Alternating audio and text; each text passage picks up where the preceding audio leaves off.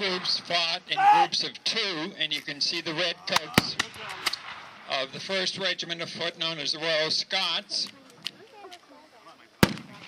and they fire in groups of 2. Quickly. Go.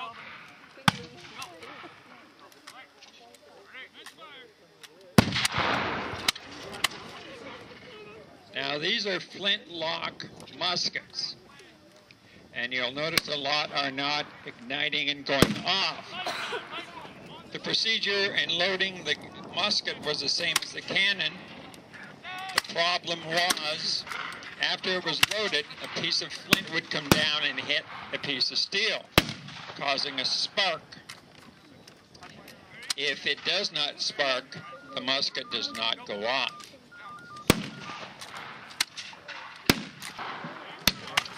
Of the Crown Forces. Now it seems kind of funny today to see flags flying on a battlefield. Those are actually the colors of the regiment. Those who are lucky enough to go to England and see trooping of the colors, they actually march those colors up and down so their men get used to seeing them. Coming out of the field to your right is the American Army, and you notice that they, again, stay in a line, shoulder to shoulder, ready to fire. Coming out of the corn to your right now is the American militia. They were not issued uniforms, but they fought in the same style as the regular soldiers did. Those are U.S. Marines, fought both on the land and on ship.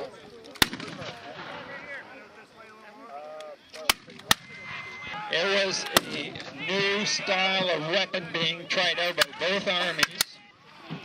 The weapon was actually rifled, and they were accurate to about 300 yards.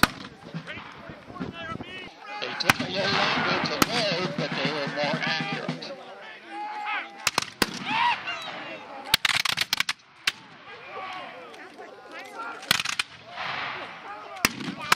It was easily identified on the field.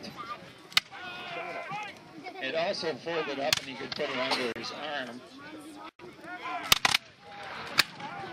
It was not uncommon for officers to wear civilian-style coats, and you see the commander and the lieutenant colonel.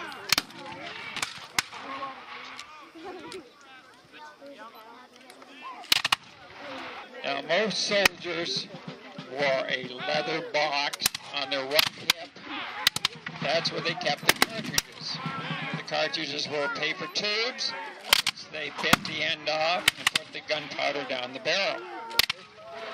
If you were unlucky enough to lose your 2 front teeth, you were drummed out of the army because you could not bite that cartridge off.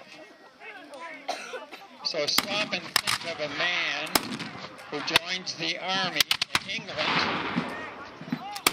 He's brought all the way over to Canada, goes in the first battle, an enemy hits him in the mouth with the butt of his musket. He can no longer fire his musket, so he's drummed out of the army. It's up to him to get home.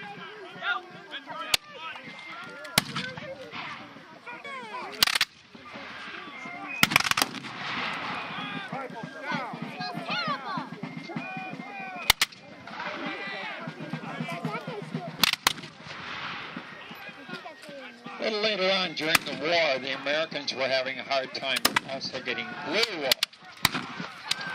So what they did is they took their existing wool, which was gray, and made short coats. And you see some of the American soldiers wearing gray roundabouts. Today, if you go to West Point, you'll notice that all of the cadets wear gray coats in honor of these heroes of the War of 1812. The officers wear a silk sash. It's usually 12 feet long and about 6 foot wide and can be used as a strut for the take the man off the field if he gets wounded.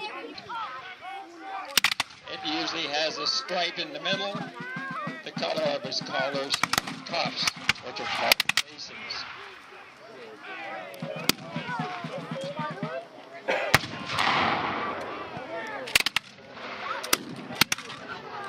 You'll notice some of the soldiers are wearing a linen or canvas bag on their left hip.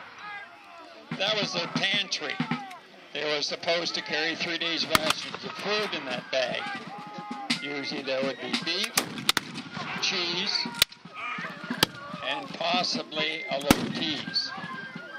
They usually formed messes which were 6 men, and they would make a stew of rations.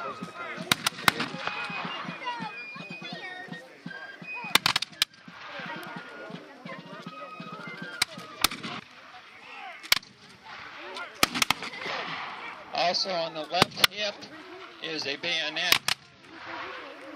It affixes to the end of the musket, and what you can do is, since it's a hollow hang, you can still fire the musket with the bayonet affixed.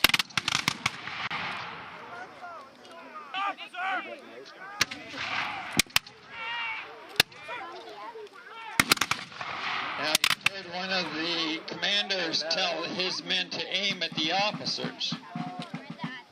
In the Battle of New Orleans, the 93rd Regiment of Foot marched on the field.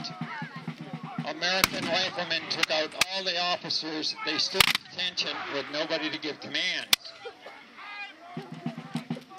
That was the first time they didn't wear kilts on a battlefield. They wore kilts in the Second World War, and that was the only battle they lost.